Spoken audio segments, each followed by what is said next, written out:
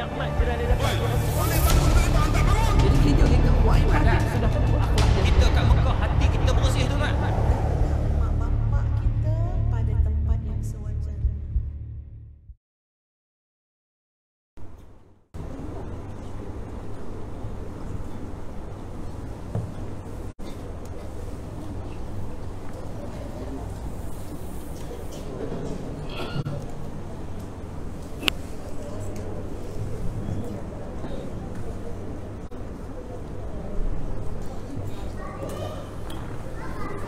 أعوذ بالله من الشيطان الرجيم بسم الله الرحمن الرحيم إن الحمد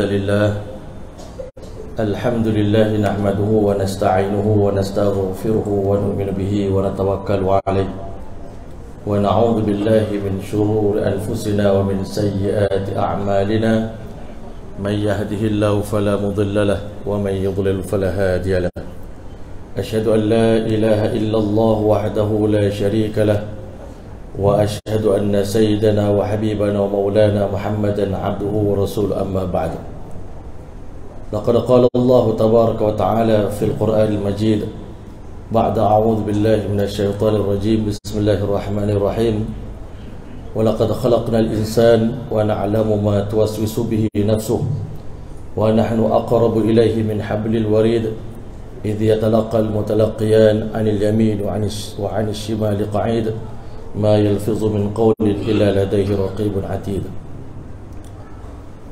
وقال تعالى لا يبدل القول لدي وما أنا بظلام للعبيد وقال النبي صلى الله عليه وسلم الكيس من دان نفسه وعمل لما بعد الموت والعاجز من أتبع نفسه وهوها وتمنى على الله الأماني أو كما قال عليه الصلاة والسلام. Assalamualaikum warahmatullahi ta'ala wabarakatuh.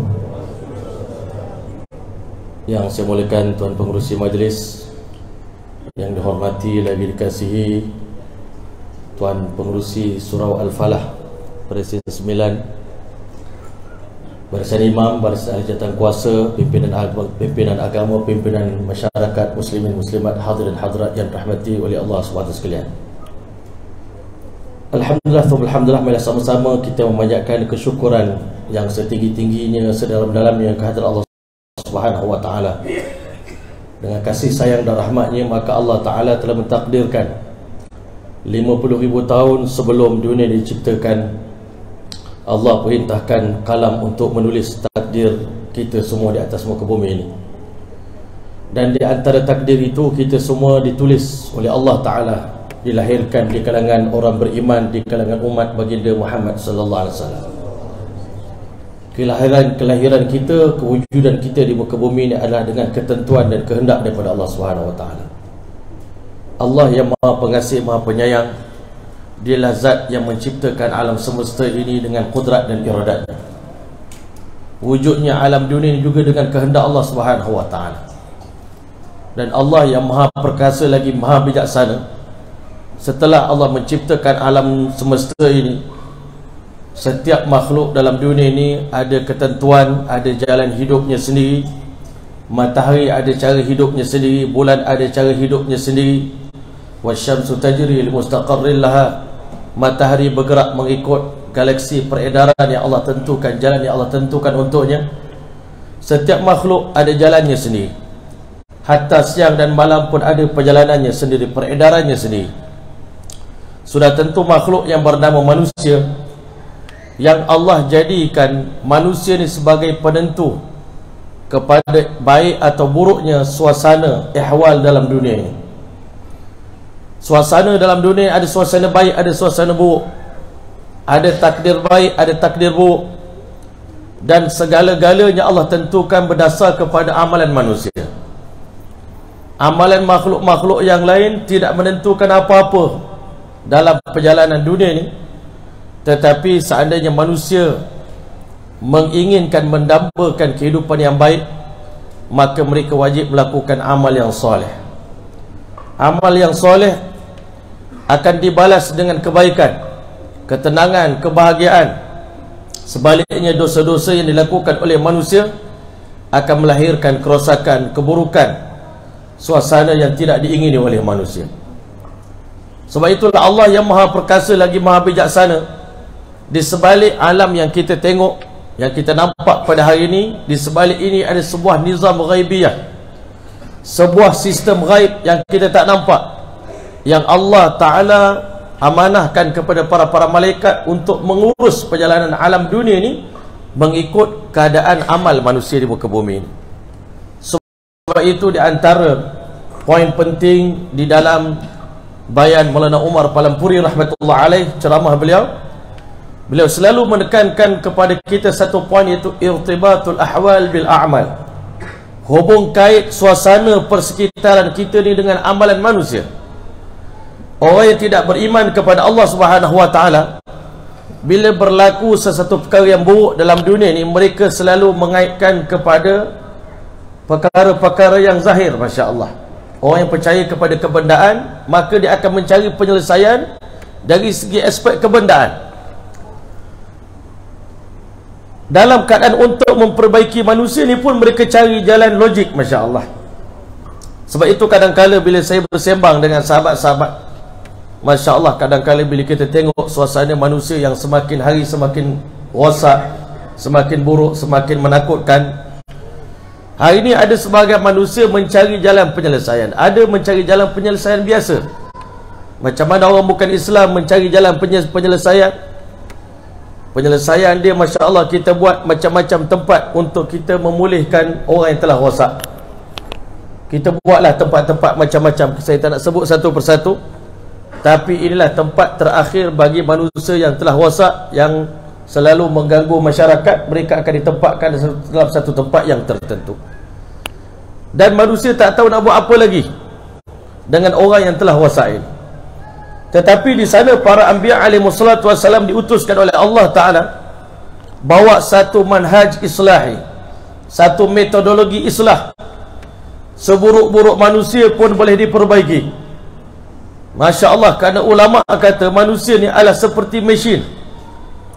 Mesin yang paling berharga, yang paling mahal di dunia ni adalah manusia. Yang mana manusia ni Allah bagi hati, qalbu dan juga jasad. Masya Allah. Hati manusia inilah raja. Apabila raja ini kita perbaiki dalam diri manusia ni, hati ini merupakan komponen yang paling penting sekali.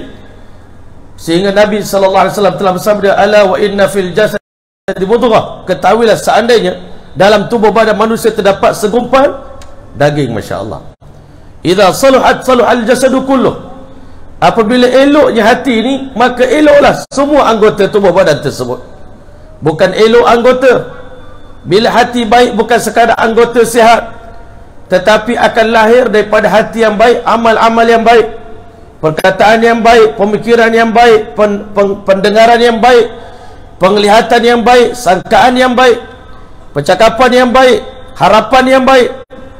Tetapi daripada hati yang rosak, maka akan lahirlah perkataan yang rosak, pemikiran yang rosak, tindakan yang rosak, tindakan yang salah.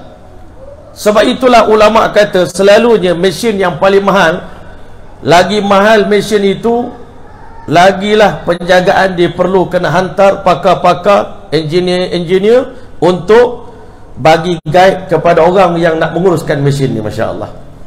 Kerana manusia ni mesin yang paling mahal. Masya Allah, ulama kata manusia ni adalah mesin untuk beribadat pada Allah. Kita ni adalah mesin untuk melahirkan amal soleh. Daripada mulut kita boleh mencetak amal soleh, boleh baca Quran, boleh berzikir, boleh berdakwah, boleh mendamaikan orang. Telinga kita boleh mencetak amal soleh, dengar Quran, dengar dakwah, dengar azan.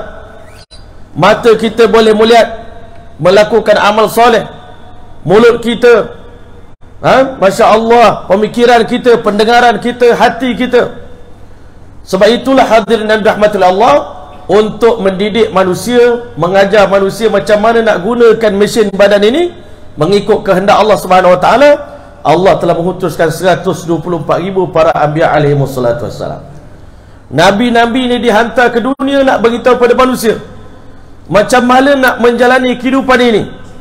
Sebagaimana matahari ada, Allah ajar dia cara menjalani kehidupan dia. Ikan, Allah ajar dia cara hidup dia. Millatul hayat, cara hidup. untuk mengajar manusia menjalani kehidupan 60 tahun 70 tahun di dunia ni, Allah hantar bukan seorang Nabi, 124,000 para anbiya alaihi wassalatu wassalam.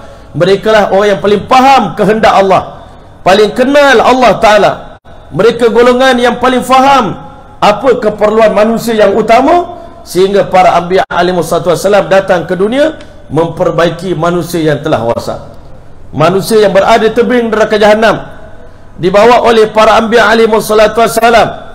Nabi-nabi ini bukan sekadar mereka membentuk suasana iman dan amal, suasana yang baik, suasana positif, bahkan dia berusaha untuk bawa manusia-manusia yang berada dalam suasana yang tidak baik masuk ke dalam suasana yang baik. Kerana manusia ni hamba kepada suasana. Duduk dalam suasana baik, kita jadi orang baik. Duduk dalam suasana yang jahat, kita akan jadi orang jahat. Buya Hamka beritahu dalam kata-kata dia, di dunia tidak ada orang yang baik dan tidak ada orang yang jahat. Yang ada hanyalah suasana yang baik dan suasana yang buruk.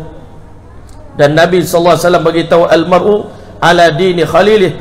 Setiap orang dia akan terkesan dengan agama kawan dia. Maka falyanzur ahadukum man yukhalil. Setiap orang di kalangan kamu kena lihat siapa kawan-kawan dia. Kalau berkawan dengan ustaz, berkawan dengan tok imam, berkawan dengan orang masjid, berkawan dengan mereka yang sibuk dengan majlis ilmu, berkawan dengan orang yang sibuk dengan majlis zikir, sibuk berkawan dengan orang dakwah, orang yang sentiasa fikir risau umat untuk bawa umat ini selamat daripada api neraka Allah, masuk syurga Allah Ta'ala, sejahat-jahat manusia pun akan berubah menjadi sebaik-baik manusia. Tapi kalau kita salah letakkan diri kita pada suasana yang tak baik, orang yang baik kerana dia duduk dalam suasana yang baik, Allah buka kepada dia abwabal khair, pintu-pintu kebaikan. Sebab tu antara benda yang pelik bila kita masuk masjid tadi, kita masuk masjid melalui satu pintu, tetapi yang kita minta doa pada Allah, Allahumma ftahli abwab rahmatik. Ya Allah, bukakan untukku bukan satu pintu, banyak pintu-pintu rahmat, pintu yang menarik kasih sayang daripada Allah Ta'ala. Dan kata alim ulama, semua amal-amal soleh yang Allah bagi kepada kita ni, sama ada sembahyang, iktikaf, majlis ilmu, zikrullah, baca Quran, di sebalik semua amalan ini ada dua perkara. Di dalamnya ada rahmat, yang kedua di dalamnya ada redha daripada Allah Subhanahu Wa Ta'ala. Jalan agama inilah jalan yang diredai oleh Allah. Inilah jalan yang lurus. Inilah jalan para nabi. Inilah jalan orang yang mendapat nikmat daripada Allah Ta'ala. Keluar daripada suasana ini, masuk dalam suasana yang lain, itu jalan yang bengkak-bengkok, jalan ahli maksiat, jalan maghdubi alaihim, jalan mereka yang dimurkai oleh Allah, waladhdallin. Itulah jalan orang-orang yang sesat. Jalan agama ni jalan bahagia. Siapa nak dapat kebahagiaan dalam hidup, wajib dia kena memilih jalan beragama. Dan kita tengok satu benda, kalau dia berjalan mengikut fitrah dia, maka dia akan bahagia dan dia akan elok satu benda ni, Masya Allah. Tapi semua benda dalam dunia, kalau dia berlawan dengan fitrah dia, dia akan sengsara, dia akan susah. Manusia ni Allah fitrahkan agama untuk kita. Hidup dalam beragama kita tenang, hidup dalam beragama kita bahagia, hidup dalam agama kita selamat, hidup dalam agama ni kita mendapat keamanan, kemakmuran, keselamatan, kejayaan, ketinggian. Keluar daripada suasana agama, kita akan hina, kita akan sengsara, kita akan merana, kita akan menderita. Macam mana seekor ikan, keselamatan bagi seekor ikan duduk dalam air. Bila ikan nak keluar daripada air, kerana dia menyangka di luar air ada suasana yang lebih baik untuk dia, maka ikan akan menderita, bahkan dia mati, mungkin akan dipijak oleh orang, dilanggar oleh kereta. Begitulah hakikatnya kehidupan manusia di dunia ini. Allah yang ciptakan manusia, Allah tentukan jalan kehidupan kita. Allah beritahu dalam Al-Quran, alam naj'al lahu ainain, dalam suratul Balad. Bukankah kami jadikan manusia ini sepasang mata yang cantik, walisanan wa syafatain, kami jadikan mereka di dua bibir, ada satu lidah, wa hadainahun najdain. Bila kita datang ke dunia, Allah tunjuk kepada kita, bentangkan di hadapan kita, boleh pilih salah satu daripada dua jalan. Nak pilih jalan bahagia atau jalan celaka? Nak pilih jalan yang lurus atau jalan yang bengkok? Jalan yang terang atau jalan yang gelap? jalan yang hak ataupun jalan yang batil, jalan nikmat ataupun jalan kesengsaraan. Allah Ta'ala bagi manusia pilih. Dan Allah dah ceritakan kepada kita bagaimana nasib orang-orang terdahulu yang memilih jalan para nabi, para siddiqin, para syuhada, para solihin. Di dunia ini sebelum syurga, Allah dah bagi syurga kepada mereka. Syurga sebelum syurga. Orang yang taat kepada Allah Ta'ala, Allah Ta'ala yang menciptakan alam ni akan tundukkan alam dunia di bawah tapak kaki orang yang taat kepada Allah Subhanahu Wa Ta'ala. Seluruh semesta ini berkhidmat kepada mereka. Sebagaimana para sahabat Nabi Ridwanullah Ta'ala ajma'in, alam semesta ini bukan menakutkan mereka, tetapi alam semesta menjadi asbab ketenangan dan kemudahan kepada mereka. Allah taskhirkan alam ini, Allah tundukkan alam ini, berkhidmat kepada orang yang berkhidmat kepada Allah Ta'ala, berkhidmat kepada mereka yang mentaati perintah Allah. Tetapi siapa yang mendurhakai Allah Ta'ala, Allah perintahkan alam semesta ini untuk susahkan dia, untuk bagi azab dan sengsara kepada dia. Sedangkan ulama kata, ujian yang Allah bagi pada kita yang kecil-kecil, yang kita duk rasa tak tahan ni pun, sebenarnya itu adalah masih lagi dalam rahmat Allah Ta'ala. Allah bukan azab manusia ni dengan azab yang pedih, Masya Allah. Sedangkan ulama kata ujian yang Allah bagi pada kita, bila kita buat banyak kesalahan, Allah akan bagi sikit peringatan. Yang peringatan itu pun bukanlah balasan daripada dosa yang kita buat. Sebab kalau nak ikutkan tuan-tuan mulia, Allah sebut dalam Quran, walau yu'akhidullahu an-nasa bima kasabu, kalaulah Allah betul-betul nak berlaku adil, dibalas setiap dosa dengan azab, ma taraka ala zahriha min dabbatin, tak akan tinggal, tak akan hidup seorang manusia pun di atas muka bumi. Sebab kita semua pun dosa. Satu dosa, satu watan daripada Allah Ta'ala. Watan daripada Allah bukan kecil, Masya Allah. Watan daripada Allah tak ada siapa boleh tanggung. Orang-orang terdahulu kita dah tengok macam mana yang mereka rasa mereka kuat. Kaum Ad, dia rasa dia kuat. Man asyaddu minna quwwah. Mereka punya hashtag mereka punya syiar mereka, man asyaddu minna quwwah, siapa lebih kuat daripada kami. Who can defeat us? Siapa boleh kalahkan kami? Tak, nobody.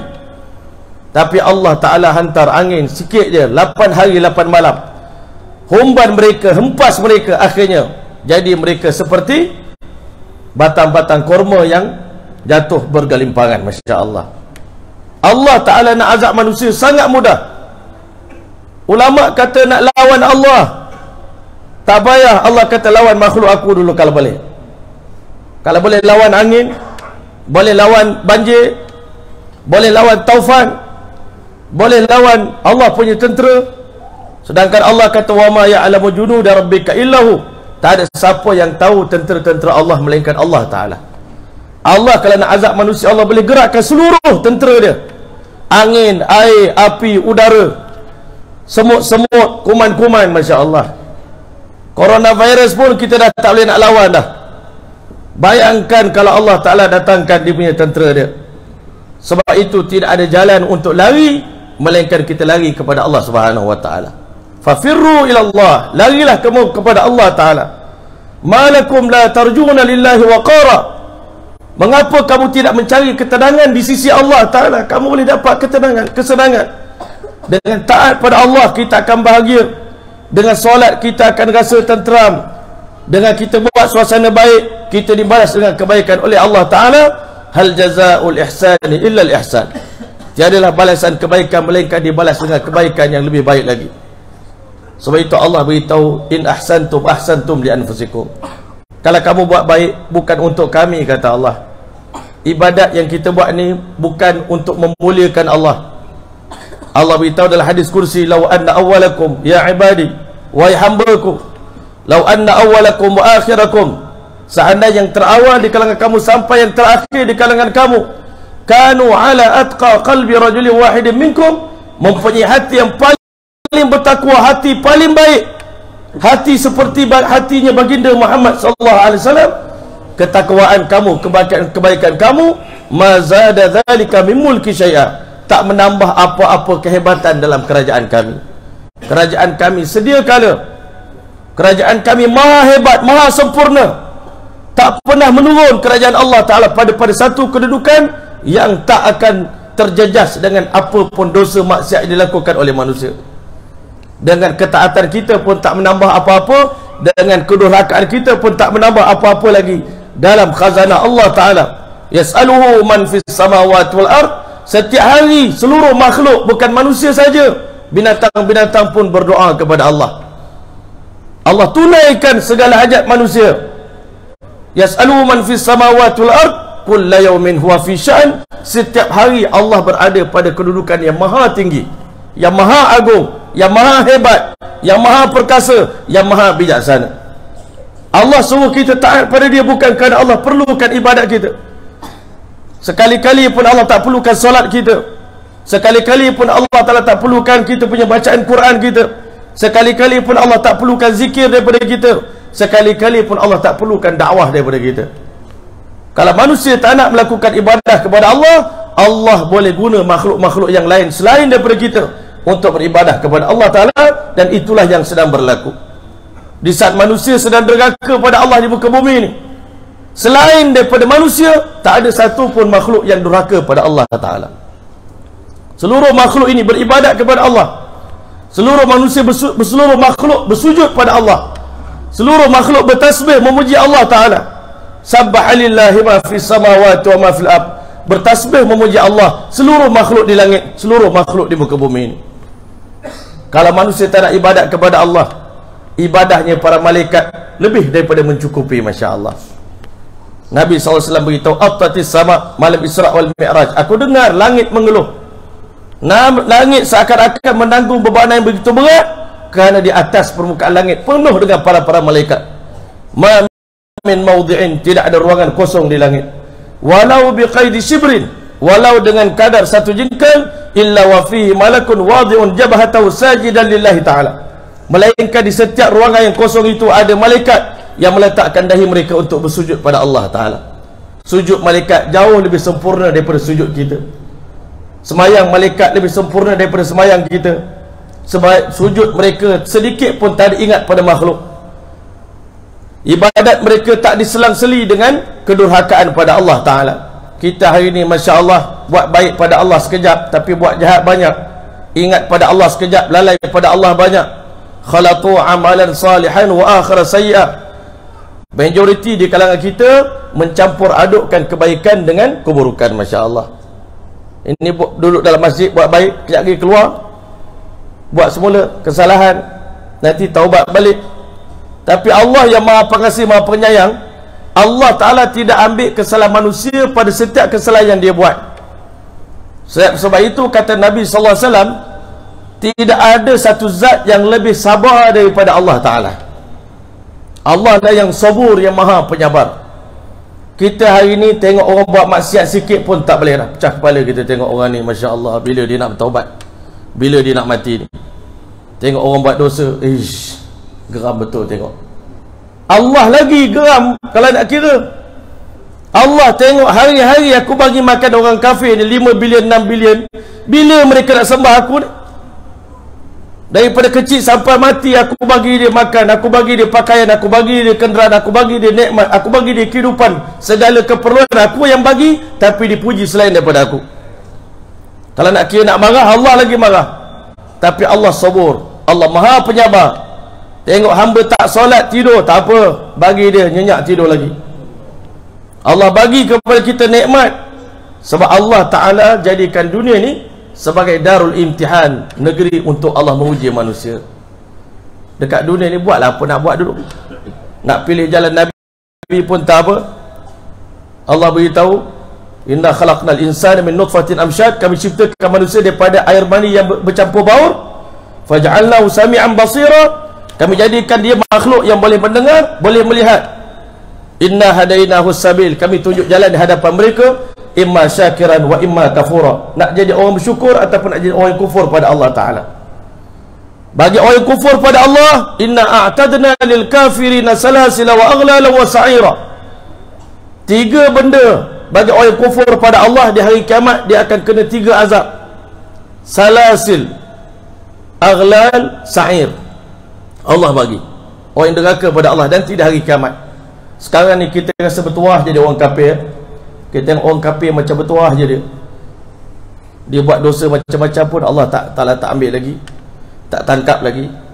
Lebih-lebih lagi umat Nabi Muhammad SAW ni tuan-tuan, Allah berjanji tak akan azab umat ini sebelum kiamat. Allah tak akan azab umat ini macam mana Allah azab umat Nabi Nuh AS. Umat Nabi Nuh seterus dihancurkan oleh Allah, tak ada seorang pun tinggal. Umat Nabi Muhammad SAW ni Allah berjanji selagi Nabi Muhammad SAW hidup bersama dengan mereka, Allah Ta'ala kekalkan mereka. Dan ulama kata wa ma kana Allahu li'adzibahum wa anta fihim. Allah Ta'ala tidak akan azab umat ini selagi dan baginda Muhammad SAW hidup di tengah-tengah mereka. Tetapi ulama kata bukan Muhammad itu saja, tetapi selagi mana sunnah baginda Muhammad SAW hidup di tengah-tengah umat ini, dakwah Nabi Muhammad SAW hidup di tengah-tengah umat ini juga tak akan diazab oleh Allah Subhanahu Wa Taala. Tetapi tuan-tuan yang mulia, Allah berjanji di alam akhirat nanti, dan akhirat itu tak jauh pun. Dunia dah berada di penghujungnya tuan-tuan. Kita berada di zaman kerosakan umat, zaman dunia dah nak hancur ni. Tapi masih lagi ramai manusia lupa pada akhirat, lupa pada persiapan nak menghadap Allah Subhanahu Wa Taala. Sahabat Nabi punya risau. Kadang-kala mereka mengatakan ada 3 benda, kata sahabat Nabi.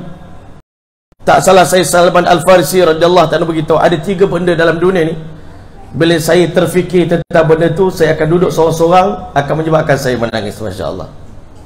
Sedihnya dalam dunia 3 benda. Yang pertama, sedih di atas kehilangan baginda Muhammad sallallahu alaihi wasallam di muka bumi ini. Firaqu Muhammadin wa hizbah. Berpisah dengan Nabi Muhammad dan sahabat-sahabat. Ini orang kata satu benda yang menyedihkan kami, kata Sayyidina Salman Al-Farisi radhiyallahu anhu. Tak salah saya, sama ada Salman atau Abdullah bin Mas'ud. Yang kedua dia kata wal wuquf baina yadayillahi ta'ala. Paling menakutkan iaitu saat berdiri di hadapan Allah Ta'ala nanti di hari kiamat. Bila mana Allah Ta'ala turunkan ayat yauma yaqumun nasu lirabbil alamin, hari di mana manusia akan berdiri di hadapan Allah Tuhan Rabbul Alamin. Sahabat Nabi terfikir, bagaimana ya Rasulullah manusia mampu untuk berdiri depan Allah Ta'ala? Kita hari ini berdiri depan raja kalau kita buat salah tuan-tuan, berdiri depan hakim kalau kita buat silap pun kita dah menggeletar lutut. Masya Allah. Bayangkan kalau kita banyak buat kesilapan, kita salah gunakan amanah yang Allah bagi pada kita, anggota yang Allah bagi pada kita, masa yang Allah bagi pada kita, harta yang Allah bagi pada kita, nikmat yang Allah bagi pada kita, salah guna nikmat ini. Dekat dunia Allah tak tunjuk lagi, tetapi inna a'tadna lil kafirin salasil. Yang pertama, salasil ini rantai yang panjang ni, Masya Allah, sab'una dhiran. Satu mata rantai itu panjangnya 70 hasta. Masya Allah. Dililit seluruh badan. Orang yang kufur pada Allah dirantaikan seluruh badannya. Masya Allah. Di tengkuknya ada aghlal. Masya Allah, ada belenggu di sini. Masya Allah. Rantai, dan dimasukkan bahagian hujung rantai ke dalam mulut dan dikeluarkan daripada punggung tuan-tuan. Wasa'ira, dan dilemparkan ke dalam api neraka. Allah beritahu inna a'tadna lil kafirin salasila wa aghlalan wasa'ira. Tetapi innal abrar, orang yang buat baik di dunia, yang ikut nasihat para nabi, yang ikut pesanan para nabi, yang ikut dakwah para nabi, yang ikut jalan para nabi, yang kita minta dalam surah Fatihah hari-hari, ihdinas siratal mustaqim, tunjukkanlah kami jalan yang lurus. Siratal ladzina an'amta 'alaihim, golongan yang mendapat nikmat daripada Allah. Nikmat dunia pada Allah bagi. Orang yang taat kepada Allah, dunia menjadi nikmat, menjadi syurga yang disegerakan oleh Allah untuk dia. Dalam dunia ni pun hidup macam dalam syurga dah. Apa yang terlintas semua dikabulkan oleh Allah. Orang yang taat pada Allah Ta'ala. Sementara dalam syurga nanti menanti nikmat yang lebih besar. Innal abrara yashrabuna min ka'sin kana mizajuha kafura. Orang yang buat baik, mereka akan minum dalam satu cawan yang mana cairan air minuman itu adalah air kafur. Wa yusqawna fiha ka'san kana mizajuha kafura aynan yashrabu biha ibadullahi yufajjirunaha tafjira. Air yang diminum oleh hamba-hamba Allah, kami pancarkan air itu dengan pancaran yang begitu banyak. Nikmat Allah ceritakan menanti kita di alam akhirat. Sebab itulah hadirin yang dirahmati oleh Allah sekalian, Amalan kita di dunia ni, iman dan amal soleh yang dilakukan oleh manusia ni, memberi kesan kepada kehidupan kita secara peribadi dan memberi kesan kepada masyarakat di sekeliling. Masya Allah. Jangan kita ingat bila saya buat dosa tak ada kena mengena dengan orang lain. Sampai kita cakap saya buat dosa pun apa pacik masalah. Kuburkan lain-lain. Masya Allah. Kubur asing-asing. Nabi SAW tak pernah bagi tahu orang soleh duduk tempat lain, orang yang jahat duduk tempat lain. Di dunia ni, satu dunia ni adalah kapal kita. Masya Allah. Masalul qaim fi hududillah, perbandingan orang yang berpegang dengan ajaran Allah Ta'ala, taat perintah Allah, wal waqi' fiha, dengan orang yang terjun buat dosa, berani buat salah dan silap. Tuan-tuan, kama thali qaumin, seperti satu kaum istahmu ala safinatin, mereka mencabut undi untuk masuk dalam kapal. Kita ni satu kapal dengan orang ahli maksiat, satu kapal dengan orang kafir. Apa yang mereka buat dalam dunia ni, dosa-dosa yang mereka buat, kalau diturunkan azab, orang soleh pun kena sekali. Kalau turun musibah apa-apa disebabkan dosa yang dilakukan oleh orang yang durhaka pada Allah, orang soleh pun kena sekali, tuan-tuan. Sebab itu kita orang baik ni, jangan cukup memadai kita dah pergi semayang, kita rasa kita ahli syurga, kita dah baik, kita mengaji pondok, ngaji madrasah, pergi haji, kita rasa tak ada siapa lebih baik daripada saya dah ni. Rasa-rasanya kalau mati hari ni insya-Allah syurga dah ni rasanya. Syaitan tipu kita, tuan-tuan. Orang yang merasa diri dia soleh dan dia tidak ada fikir untuk selamatkan orang di sekeliling dia. Allah hantar para nabi ke dunia ni. Nabi ni orang paling soleh, tapi Nabi bukan datang duduk diam. Nabi berfikir nak selamatkan orang yang kufur pada Allah. Sebab apa? Nabi kata orang soleh seperti orang yang duduk di atas kapal. Masya Allah. Bahagian atas, dek yang atas, duduk kat sana, dia buat ibadat. Macam kita duduk dalam masjid, kita tak tahu dekat luar ni budak-budak muda sekarang tengah buat apa, kita tak tahu. Lepas maghrib isyak kan, pukul 12 malam dia buat apa. Kita baru nak tidur, dia orang dah baru nak start live dia orang. Masya Allah. Kita rasa selamat. Sedangkan Masya Allah, orang yang buat maksiat ini, dia duduk di bawah. Sedangkan amal yang dilakukan oleh manusia ni, setiap hari ada malaikat dihantar oleh Allah jaga shift pagi, shift petang amalan kita ni. Ya ta'aqabu fikum malaikatun bil lail wa malaikatun bin nahar. Malaikat bersilih ganti jaga amalan manusia ni pagi dan malam. Masya Allah. Siang dan malam. 12 jam shift malaikat siang, 12 jam shift malaikat malam. Malaikat akan laporkan seluruh amalan orang Putrajaya pada hari ini pada Allah Ta'ala. Bukan orang Presiden 9 saja, amalan seluruh warga Putrajaya, bahkan amalan seluruh rakyat Malaysia ni dipersembahkan di hadapan Allah Ta'ala hari-hari, dan dipertontonkan kepada baginda Muhammad SAW setiap hari Khamis. Masya Allah. Kan? Dipersembahkan pada Nabi, ditunjuk pada Nabi, ditunjuk pada Allah Ta'ala. Tuan-tuan mulia, malam Isra' wal Mi'raj, Nabi nampak satu cahaya naik ke langit, satu cahaya turun ke bawah. Nabi SAW tanya pada Jibril AS, Jibril beritahu inilah amalan manusia. Amal yang baik dinaik dalam rupa cahaya naik ke langit, maka keesokan hari Allah turunkan takdir yang baik berdasarkan amalan yang baik tadi, turun ke muka bumi ini. Kalau majoriti amalan penduduk Malaysia beriman dan beramal soleh. Tapi kalau yang baik itu ada tapi sikit, yang buat jahat itu lebih banyak, maka yang naik itu kegelapan, yang naik itu amalan yang buruk, maka turun ke dunia ni Masya Allah azab-azab dan juga kesengsaraan-kesengsaraan yang manusia undang sendiri, bukan Allah. Allah tak pernah zalim. Yang hari ini kita nampak azab itu kesan daripada dosa yang kita buat. Allah dah hantar Nabi cakap jangan buat dosa. Nabi-Nabi pun dah cerita dah. Ala ukhbirukum bi akbaril kabair. Aku nak beritahu pada kamu dosa paling besar sekali. Nabi dah beritahu jangan buat dosa. Asyirku billah, jangan syirik pada Allah. Tapi manusia suka pada syirik. Wa uququl walidain, deraka pada ibu bapa.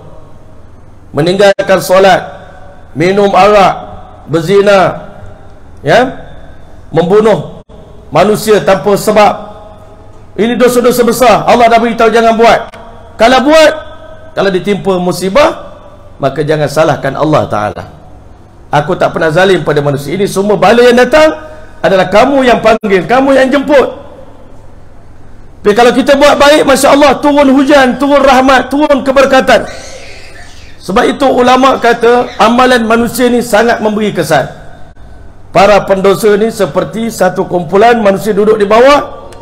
Dia kata buat apa kita nak kacau orang masjid. Kita tak kacau dia, dia jangan kacau kita. Kan? Dia orang baik tu biarlah. Kita yang nakal ni, biar kita buat cara kita. Jangan dia orang tahu. Dia pun tebuk kapal daripada bawah, Masya Allah. Tebuk lubang pakai gerenda, Masya Allah. Masya Allah, tebuk lubang. Orang atas nampak, ada seorang daripada passenger ni tebuk lubang ni, Masya Allah. Dia tebuk lubang ni, kalau air masuk dalam kapal, kapal karam, kita semua karam. Kita hari dalam perjalanan menuju akhirat. Kalau orang nampak ni tuan-tuan, dia tak pergi pegang tangan orang tu, berhenti dek, Masya Allah, kamu memang nak minum air untuk kamu seorang, kerana kamu nak cari jalan mudah. Tapi kalau air dah masuk dalam kapal nanti, semua kita akan, Masya Allah, semua akan karam. Allah Ta'ala buat dalam dunia ni ada 4 golongan manusia, tuan-tuan, yang hidup di muka bumi ni, Masya Allah. Satu golongan soleh, orang baik, Masya Allah. Macam tuan-tuan semua ni orang baik, Masya Allah. Kan, semua orang soleh-soleh, muka bercahaya, beribadat pada Allah, semayang tak tinggal, Alhamdulillah. Tapi ada makam yang lebih tinggi daripada orang soleh ni, itu golongan muslihin, Masya Allah. Golongan yang dia dah baik, dia fikir nak tarik orang lain, bawa ke dalam suasana yang baik ini. Kesian tengok orang duduk di luar sana, duduk dalam suasana maksiat ini, sebenarnya nampak macam gembira, sebenarnya hakikatnya mereka menderita. Kawan-kawan kita yang tak solat, kita nampak je dia happy. Hakikatnya Allah saja yang tahu. Allah Ta'ala tak pernah letak bahagia pada orang yang durhaka pada Allah. Dan Allah Ta'ala tak pernah letakkan kecelakaan, kegelisahan, kegundahan dalam hati orang yang taat pada Allah Ta'ala. Orang yang taat kepada Allah sentiasa bahagia. Dalam suka, dalam duka, dia gembira, dia bahagia, tuan-tuan. Nabi SAW adalah insan yang paling bahagia. Walaupun miskin, walaupun lapar, Nabi tetap bahagia. Orang yang deraka pada Allah, kita kena kesian dekat dia, ambil, bawa dia ke jalan Allah Ta'ala, bawa dia ke masjid, bawa dia ke rumah Allah Ta'ala. Hari ni banyak orang tanya, apa Ustaz hukum orang bertatu dia solat? Masya Allah. Kalau orang yang tak faham ni, mana sah semayang dia tu, kena buang tatu dulu. Masya Allah. Ada satu ahli hikmah jawab, ya, yang bertatu kalau solat itu lebih baik daripada yang enggak bertatu tapi enggak solat. Masya Allah. Masya Allah. Ya Pak Ustaz, apa hukum orang enggak pergi solat Jumaat? Masya Allah. Kalau orang tidak ada fikir agama, orang soleh, orang tak pergi sembahyang Jumaat, kena pergi lapor dekat jabatan agama, biar ditangkap. Masya Allah. Kena denda dia, biar pada muka 3,000. Tapi orang yang ada muslih ni, tuan-tuan, ada fikir agama, Masya Allah, kan? Orang yang tak pergi, apa hukum orang tak pergi sembahyang Jumaat? Ya, hukumnya orang yang pergi salat Jumaat harus pergi ke rumah orang yang tak salat Jumaat, tarik tangannya, bawa ke masjid. Masya Allah. Pak Ustaz, Masya Allah, kami dengar Nabi bagi tahu 73 golongan umat ini, 72 akan masuk neraka, 1 golongan akan masuk syurga. Siapa yang masuk syurga, Pak Ustaz? Orang soleh dia kata yang syurga tu saya lah.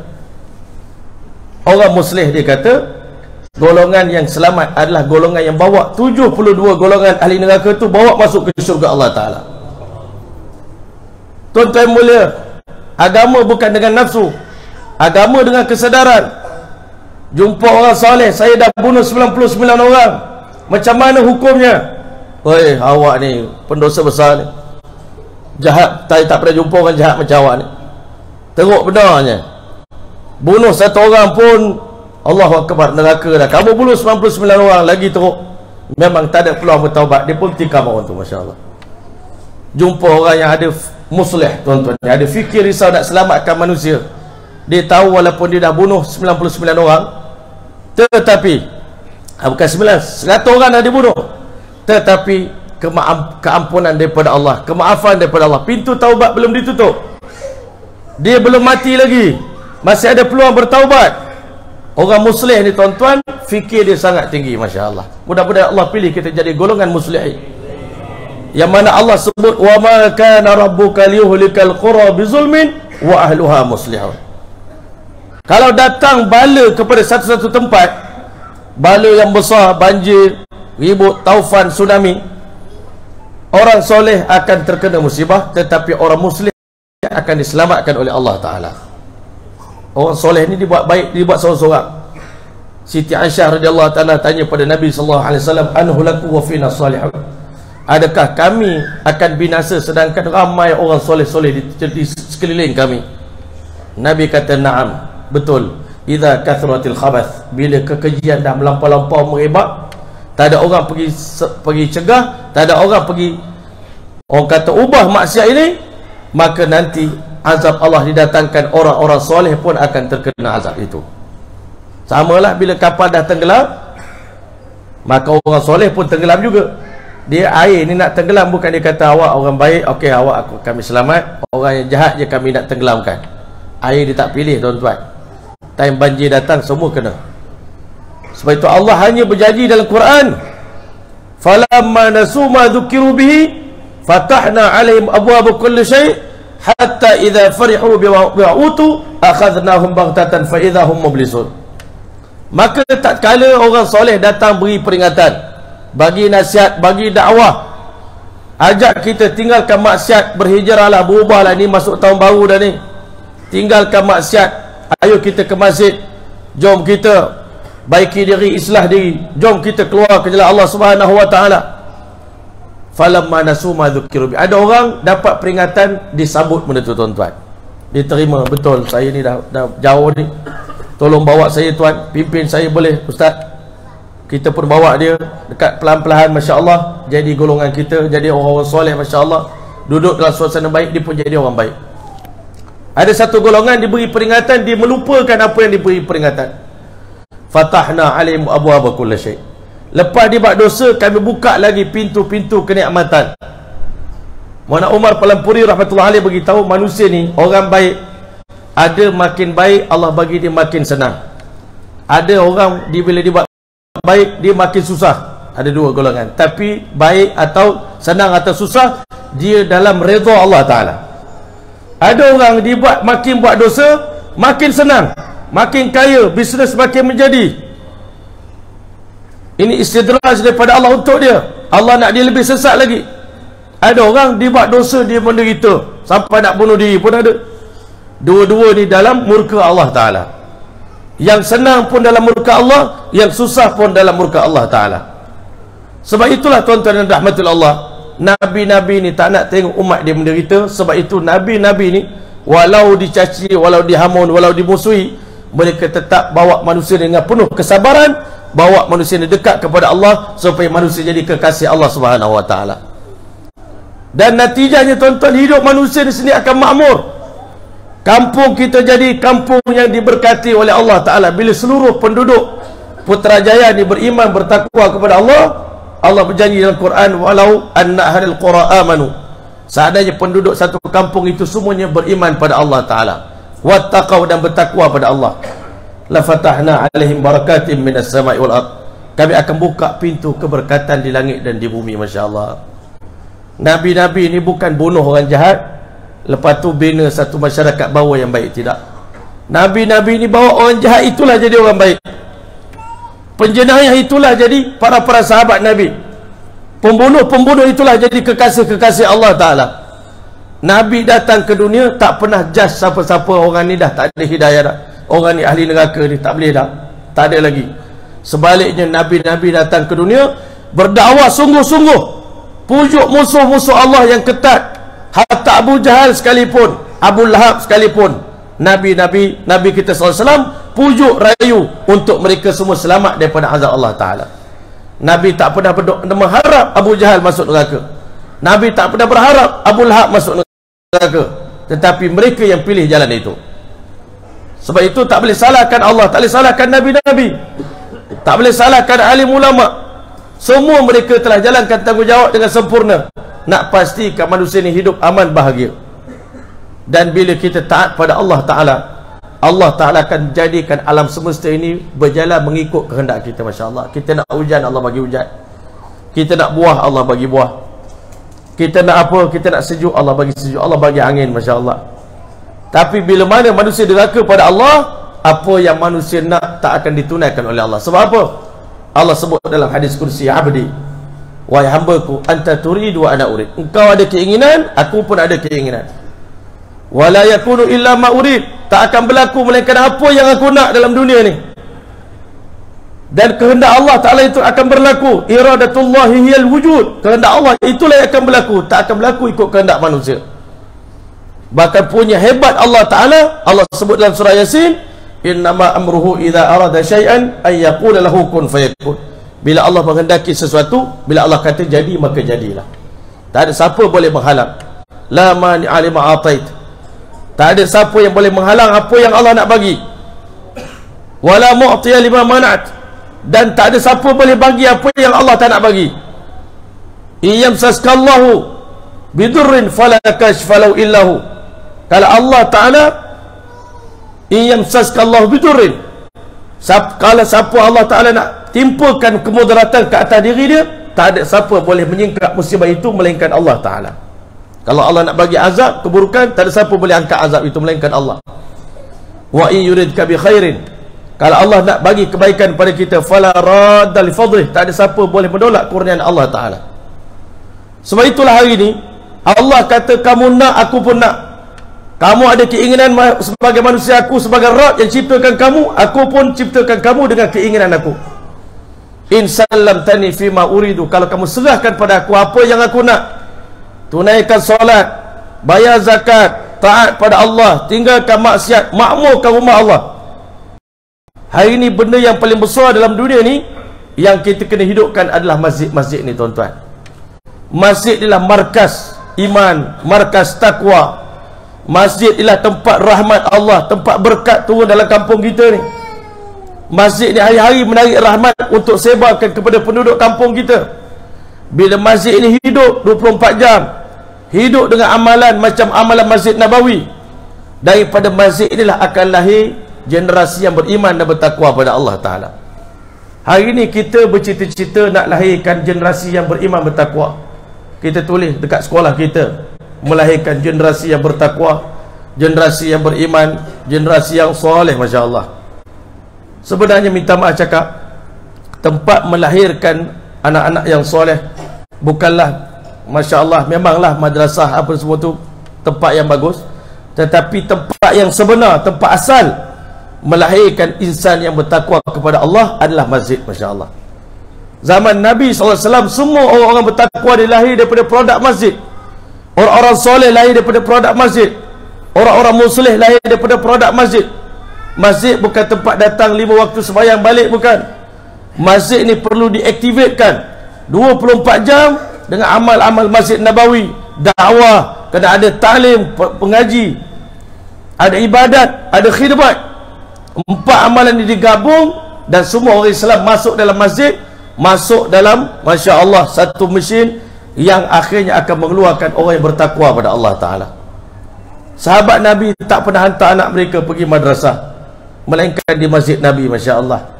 Duduk dekat sofa, dididik, dilatih oleh Nabi SAW, bersahabah dengan Nabi, bergaul, berdamping dengan Nabi, duduk dengan Nabi, duduk dengan orang soleh. Akhirnya Masya Allah, sahabat Nabi ni jadi klonnya Rasulullah SAW.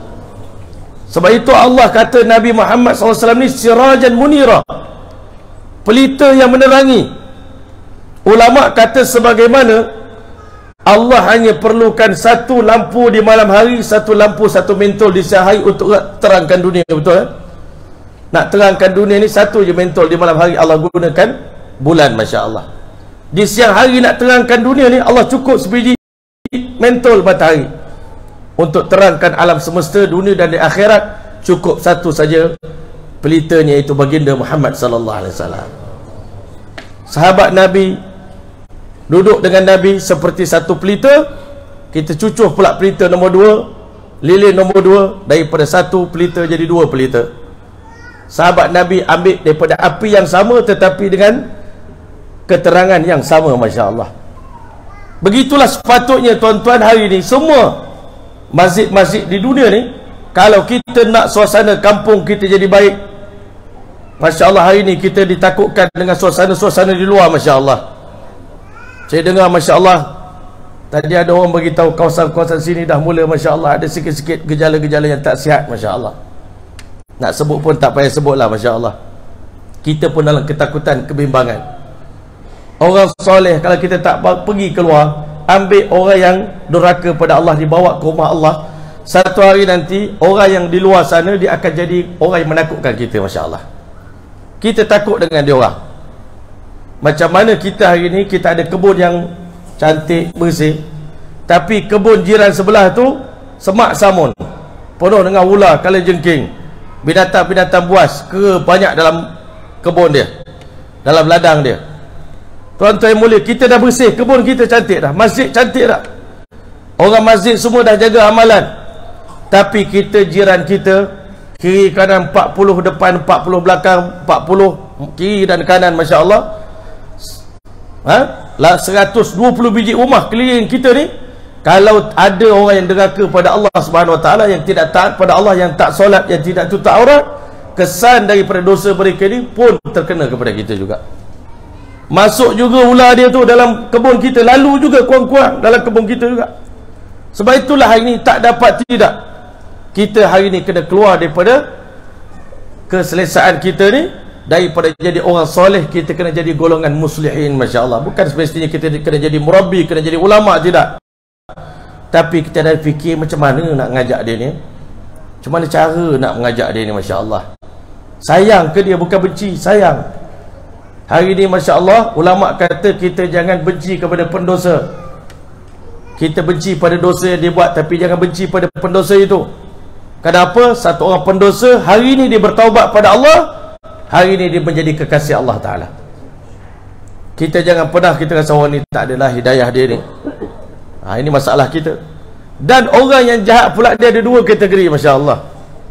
Yang pertama, golongan fasid, golongan yang rosak. Dia rosak diri dia sendiri. Tapi ada lagi golongan yang lebih teruk lagi, golongan mufsidin. Masya Allah, dia merosakkan orang lain pula. Ini yang kita, kalau boleh tuan-tuan, dua-dua golongan ni kita nak selamatkan. Nabi SAW selamatkan semua umat dia. Yang fasid pun Nabi selamat, yang kafir, yang ajak orang lain istiqamah dalam kufur. Dan kita tengok di akhir hidup Nabi, semua sahabat-sahabat yang masuk Islam kemudian ini, semua golongan yang dulunya mereka ni mufsidin, yang menghasut, yang menghitung, yang buat propaganda, yang merancang.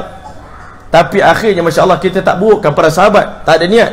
Tetapi kita cerita dari segi ini, awalnya Abu Sufyan itulah perancang yang merancang untuk sahabat Nabi ini. Masya Allah, dalam peperangan Uhud, dalam peperangan ini, Abu Sufyan lah yang mengatur strateginya. Tetapi hebatnya Rasulullah SAW tak tinggal Abu Sufyan pun dirangkul oleh Nabi. Anak Abu Jahal pun, Ikrimah bin Abi Jahal, dibawa oleh Nabi.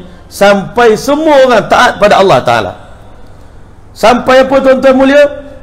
Di Madinah tak ada penjara tuan-tuan. Nak penjarakan penjenayah ni, Masya Allah. Minta maaf, saya bukan memperlekehkan kita punya sistem. Tetapi hari ni kita fikir bila orang jahat masuk penjara.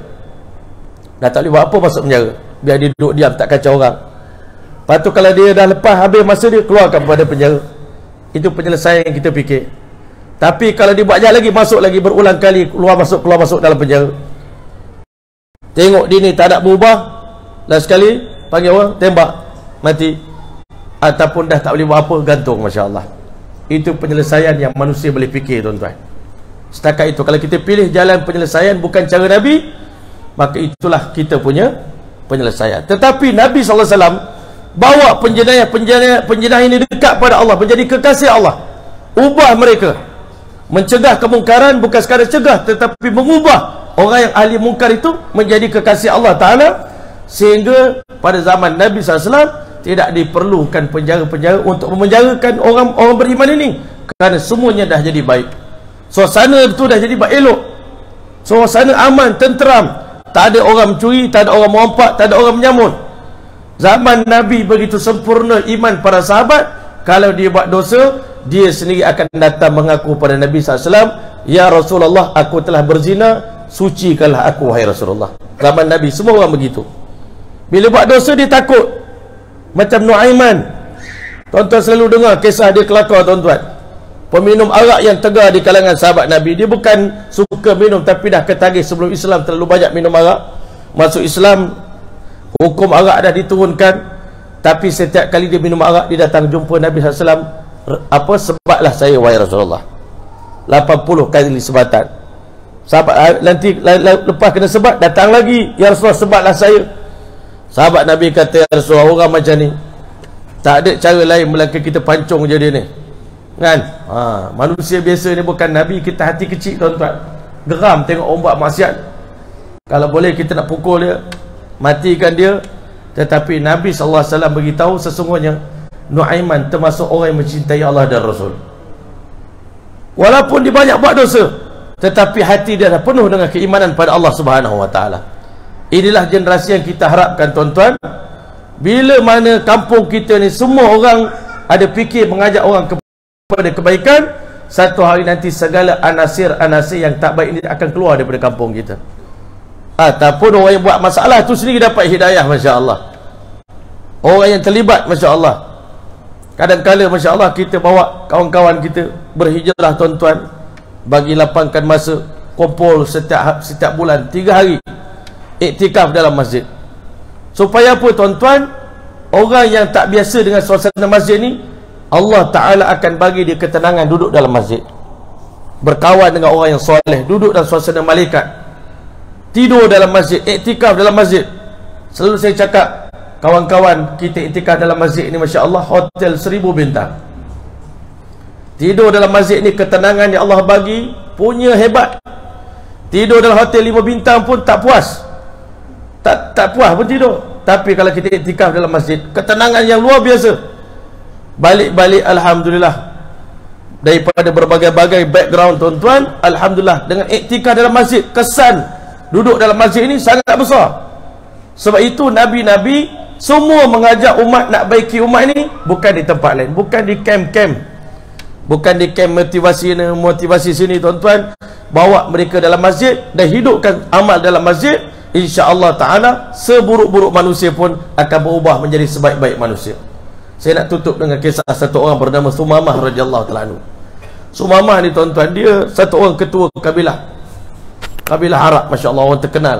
Tapi sahabat Nabi ni balik daripada berdakwah di satu tempat, lalu dekat situ tengok ada Sumamah, tarik dia bawa pergi ke Madinah, Masya Allah. Tak pasal-pasal dia kena tangkap.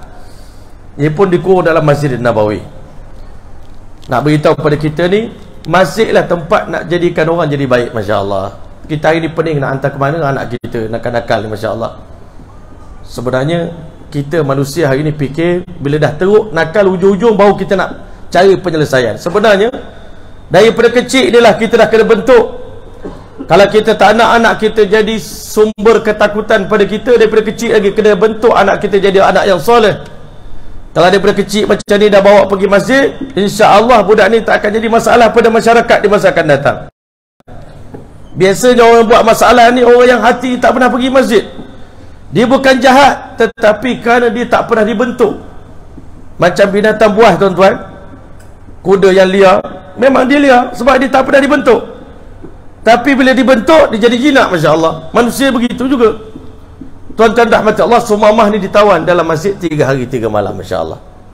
Duduk dalam masjid. Bukan masjid macam kita ada aircon, masjid yang panas, masjid yang Masya Allah sederhana zaman Nabi, tak ada apa-apa pun. 3 hari Nabi SAW jumpa dia, dakwah dia, Masya Allah. Semoga masjid kita jadi macam Masjid Nabawi, Masya Allah. Kita dengar sahabat-sahabat kita cerita di Eropah, ada satu ruangan untuk orang kafir duduk dalam masjid nak tengok macam mana orang Islam solat, kan? Satu ruangan khusus. Di sana Eropah, Mak Saleh pakai skirt ke pakai apa, dia boleh masuk dalam masjid. Orang Islam bagi tengok suasana masjid, suasana ketenangan. Orang yang di luar sana dia tak pernah rasa kebahagiaan.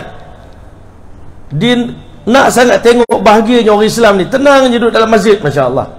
Mudah je korang tidur, mudah je korang menjalani kehidupan. Kami susah nak tidur, kena makan ubat tidur.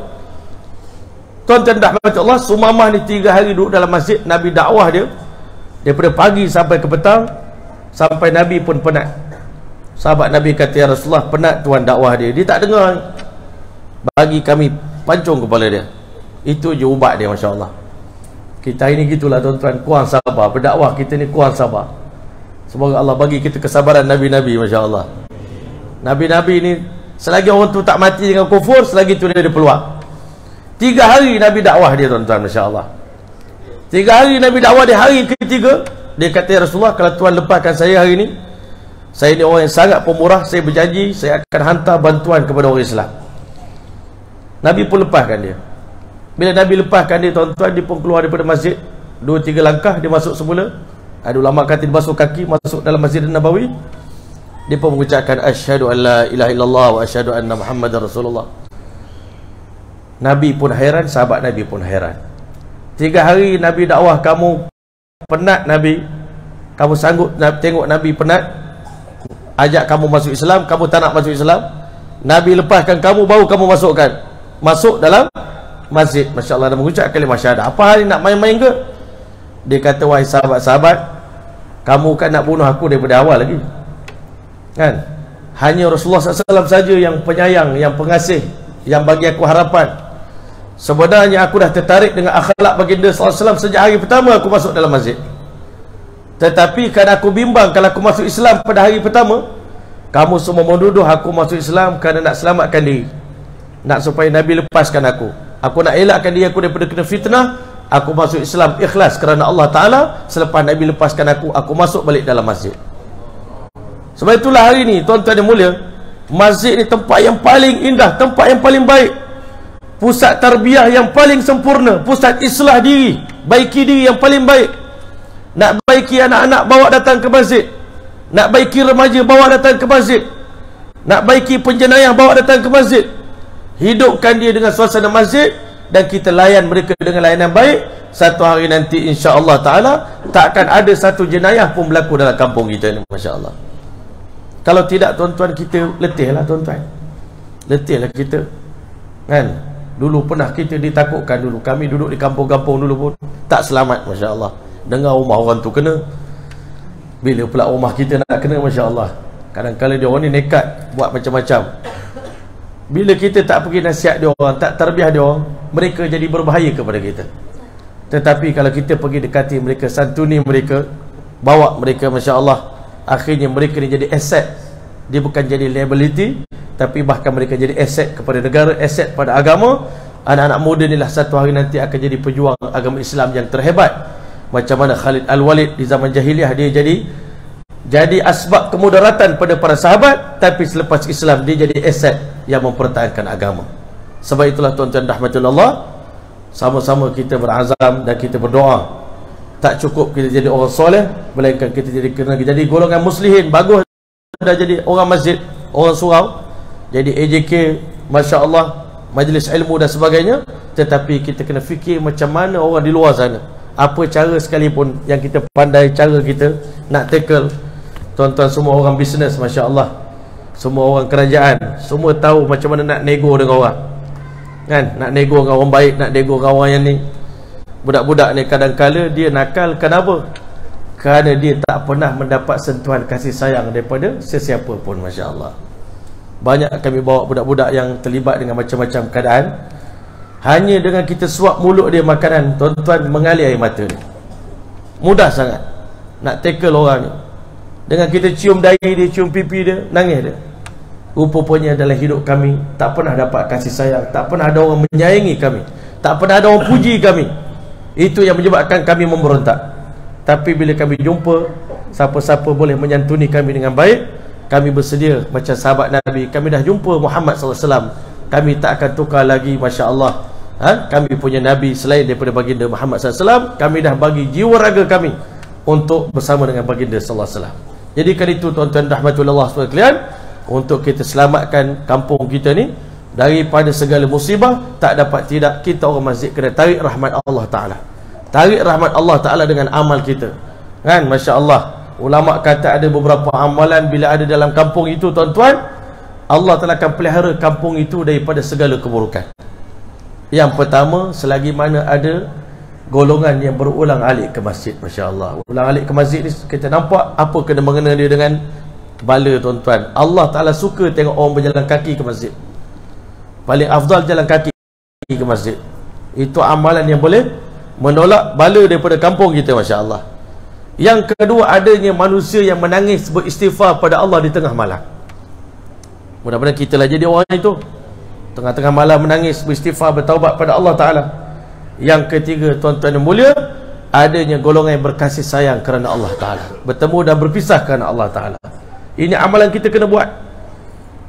Kena semua orang ni kena berulang-alik ke masjid, istiqamah 5 waktu.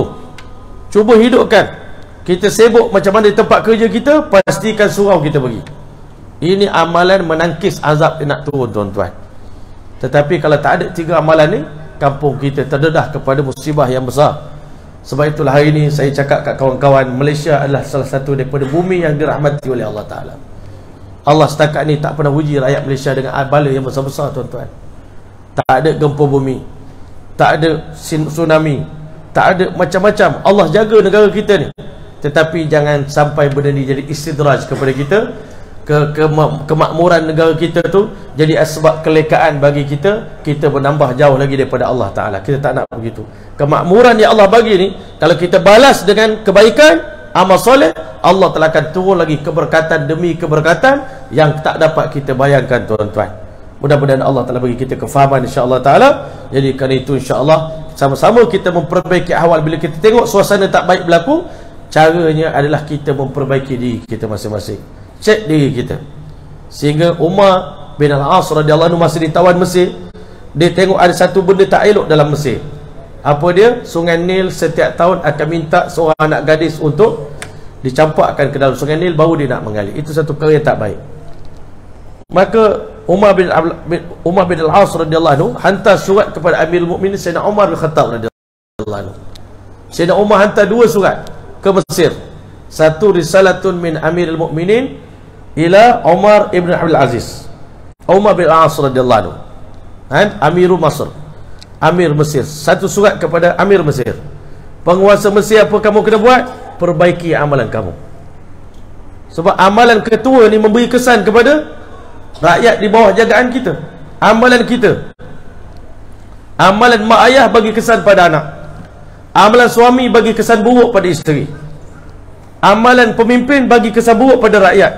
Jadi bila berlaku musibah dalam negara kita, dalam tempat kita, lepas pada hari ini kita faham, kita istighfar, taubat pada Allah Ta'ala.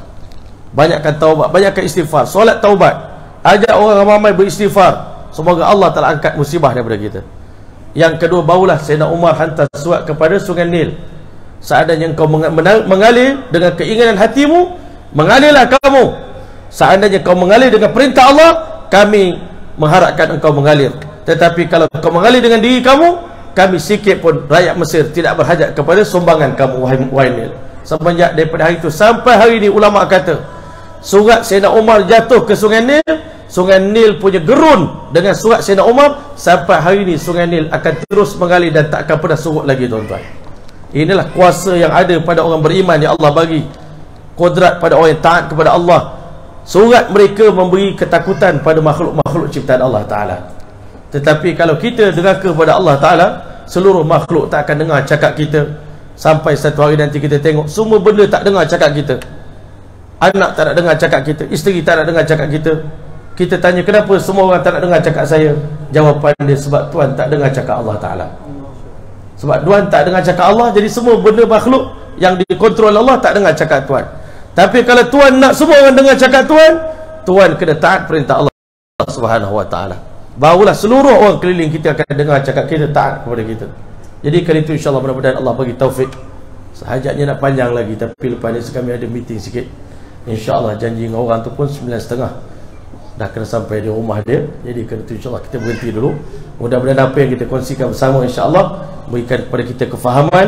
Mudah-mudahan Allah pilih kita menjadi golongan muslihin yang sentiasa dalam otak dan pemikiran kita nak sebarkan kebaikan pada orang lain, nak supaya kongsi ketenangan yang kita dapat, kebahagiaan yang kita dapat pada hari ini, ketenangan dalam agama ni kita nak kongsi dengan semua manusia. Hatta orang bukan beriman, yang tak beriman pada Allah, yang tak Islam pun, kita nak mereka dapat, kita nak share dengan mereka kenikmatan yang kita dapat pada hari ini. Sebagaimana sahabat Nabi SAW beritahu pada orang kafir, kunu mislana, jadi macam kami. Masya Allah. Ada orang, tuan-tuan, dakwah mudah je. Dakwah ni Kadang-kadang kita tak kerti nak dakwah, kita cakap dua aja. Ada orang kata jadi macam kami, kalau dia dah baik jadi macam kami. Ada orang dulu dia tak baik, dia cakap jangan jadi macam kami.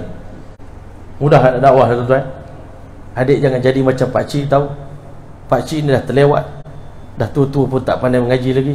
Adik jangan jadi macam pakcik. Itu pun dakwah juga tuan-tuan. Ada satu lagi golongan, dia dah baik, jadilah macam kita orang, kan? Alhamdulillah, syukur pada Allah, nikmat dapat. Sahabat Nabi, dia kata jadilah macam kami, kan? Jadi kita boleh dakwah dua, ajak orang pada kebaikan ni. Satu cakap jadilah macam kami, jomlah kita, joinlah kita orang duduk dalam masjid, alhamdulillah seronok. Satu lagi cakap jangan jadi macam pakcik ya dia, pakcik ni masya-Allah walaupun baru dapat hidayah, alhamdulillah, tapi pakcik dah terlambat. Boleh kita nasihat orang macam tu, masya-Allah. Mudah-mudahan Allah bagi taufik hidayah untuk kita dapat hayati, kita amal kesampaikan. A'udzubillahi minasyaitonir rajim. Bismillahirrahmanirrahim. Allahumma ij'al jam'ana hadha jam'an marhuma wa tafarraqana ba'di tafarruqan ma'suma wa la ta'al fina wa la minna wa la ma'ana shaqi wa la mahruma bimannika wa fadlika wa karamika bi rahmatika ya arhamar rahimin. Allahumma ya awwalal awwalin wa ya akhiral akhirin wa ya rahimal masakin wa ya dzal quwwatil matin wa ya arhamar rahimin. اللهم ربنا ظلمنا أنفسنا وإن لم تغفر لنا وترحمنا لنكونن من الخاسرين. اللهم رب اغفر وارحم وعفو وتكرم وتجاوز عما تعلم إنك أنت الله العز الأكرم. اللهم يا دافع البلاء يا الله، اللهم يا دافع البلاء يا رحمن، اللهم يا دافع البلاء يا رحمن يا رحيم، ارفع عنا كل بلاء وغلاء وهم وفتنة يا رب العالمين. اللهم ربنا اكشف عنا العذاب إنا مؤمنون. اللهم ربنا اصرف عنا عذاب جهنم إن عذابها كان غراما إنها ساءت مستقرا ومقاما. اللهم أجل الرحمة والبركة والتوفيق والهداية والعناية والحفاظة على أهل هذه القرية. اللهم أجل الرحمة والبركة والتوفيق والهداية والعناية والحفاظة والألفة والمودة على أهل هذه القرية. اللهم أنزل الرحمة والبركة والتوفيق والهداية والألفة والمودة على أهل هذه القرية. اللهم أيدهم بنصرتك رب العالمين. اللهم وفقهم لما تحب وترضى واجعل آخرتهم خيرا من الأولى. اللهم أحسن عاقبتنا في الأمور كلها وأجرنا من خزي الدنيا وعذاب الآخرة. اللهم زدنا ولا تنقصنا وأكرمنا ولا تهنا وآثرنا ولا تؤثر علينا. اللهم لا تسلط علينا بذنوبنا من لا يخافك فينا ولا يرحمنا. اللهم لا تسلط علينا بذنوبنا من لا يخافك فينا ولا يرحمنا. اللهم لا تسلط علينا بذنوبنا من لا يخافك فينا ولا يرحمنا. اللهم لا تجعل الدنيا أكبر همنا ولا مبلغ علمنا ولا غاية رغبتنا. اللهم لا تسلط علينا بذنوبنا من لا يخافك فينا ولا يرحمنا. اللهم ربنا آتنا في الدنيا حسنة وفي الآخرة حسنة وقنا عذاب النار. وصلى الله تعالى على خير خلق محمد وعلى آله وصحبه وبارك وسلم. سبحان ربك رب العزة عما يصفون وسلام على المرسلين والحمد لله رب العالمين. تقبل الله منكم.